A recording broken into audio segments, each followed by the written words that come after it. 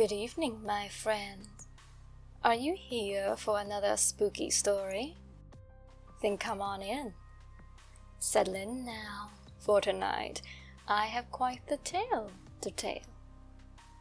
Are you ready? Good. Then let us begin. You're walking around a shopping center, minding your own business, just enjoying the day. As you do your half-hearted window shopping, something catches your eye. It could be an advertisement, an outfit, a new mountain bike. Whatever it is, it draws you into the store to have a look around. All is quiet, the peace only broken by the store clerk's greeting. But as you enter, the tranquility is shattered by the roar of an engine. You have but moments to react before the store is unwillingly converted into a drive-thru. Would you survive? Now gather around and listen well to no parking in the store. Over the years, I've noticed I seem to have this gift for getting a good story during my first week on the job. For the most part, this usually involves me walking into the wrong bathroom or nearly getting knocked out by a stall door. But other times, it's a lot more serious of an incident, such as some creep mistaking me for a timid teenager and getting the life scared out of him when he tried to get me into his car. This story falls into the latter category. I had a pretty much straightforward plan when I arrived to the Midwest. Work at a local job until my friends were ready to get their catering business started, then help them out for a while. Unfortunately, their business plan did not come to fruition, and I soon found myself working at a fine jewelry store in the area. Always have a contingency plan, kiddos. It turned out to be a really fun job. I had some luck right off the bat, as I'd already had knowledge of gemstones from when I was a kid, and the job actually incorporated storytelling skills. I was encouraged to learn as much as I could about each piece in the store, and I got to hear stories from pretty much anyone who walked in. I turned out to be good at the job and saw a lot of regulars who would come into the store to have their jewelry cleaned or repairs done. I also got to rehash skills on how to deal with a crisis. My third day there started out quietly enough. None of my usual first week oops moments had occurred because we only had the one bathroom, so no chance of walking into the wrong one at this point. After about an hour and a half of waiting on people to walk in walks a lady needing her ring cleaned. Since I had already done a bunch of computer-based training that day, one of my co-workers, a retired cop who would later be my landlady, suggested I go get some hands-on practice. So over I hopped and got to work. One of the cooler features about this job is that they had this microscope that you could mount a piece of jewelry underneath to look at. For those of you who have never worked in the jewelry industry or don't know much about gemstones, each gem is like a snowflake, as in no two are actually alike. Inside, you could have little swirls from various mineral deposits and little crystallized patterns, like triangles or bubbles. In the cases of jewelry with a diamond of 1/4 carat or higher, the company wanted us to show customers what their gem looked like up close. Of course, you couldn't do this when they were in a hurry or there was a huge rush, but it was something I liked to do. A lot of times, people didn't know they could do that, and this would usually let me get even more stories out of them. It made me feel like a bartender, only most everybody was giddy talking to me, and I didn't have to deal with the smell of people who had too many drinks that often.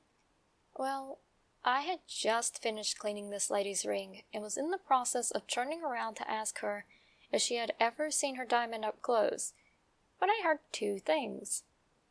First, the sound of my future landlady co-worker telling a guy and his future mother-in-law to come around the cabinets to another part of the store where some opal rings were that they had come to peruse. And second, a strange sound that did not quite register at first. Literally, it took me about 3 seconds before I was like, hey, I know that noise. Because it was the same sound my mother's ATV made when I accidentally clamped down on both the gas and the brake and wound up putting it on top of an empty shop vac can. How I didn't get skewered from multiple objects I broke and or knocked down from the walls, I don't know. Nor how I even managed to get it up onto the can in the first place. But the look on my stepfather's face when he came home that day was pretty much of the same as the ladder kept mysteriously moving around in the house on him. It took about 2 more seconds before the roar turned into a loud pow. I had just enough time to turn around to see the glass doors from one side of the store explode into a glittering shower of reinforced glass. Within the span of another second or two, I witnessed what was left of one door bounce off the top of this little silver Ford Focus, which had flown backwards into the store and parked not 3 feet away from me. Literally, all that was between me and this rampaging ball of metal and death was a few steps and a counter. The whole reason it even stopped where it was turned out to be it's getting stuck between these 2 big, heavy-duty jewelry cabinets. Now, as this was taking place, the guy that had just walked in managed to see the car coming and yank his soon-to-be mother-in-law out of the way by a hair's breadth, leaving them with a shower of huge glass chunks raining down on their noggins, but out of the way of the errant door in the car itself. My customer, thankfully, who had been looking at other rings nearby, wound up doing this backwards tuck and roll over the cabinet near where she was.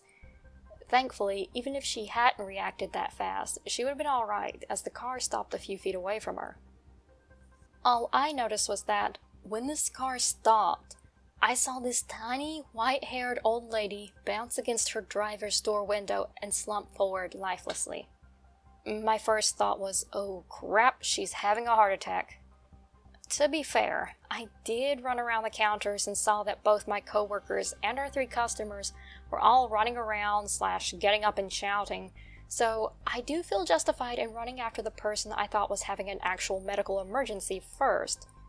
I darted past the man and woman on the other side of the cabinets and across the carpet of broken glass to see if she was still alive, and shoo away this one dumb woman who decided she'd just stand and gawk at everything when this woman could have still had her foot on the gas and could have come out of it and tried to leave and run her over, turning her into a pancake.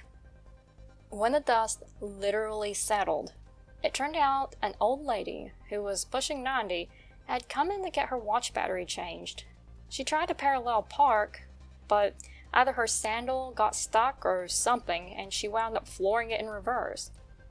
She was fine, and apart from my acrobat of a customer who had some bruises on her ribs, nobody was injured.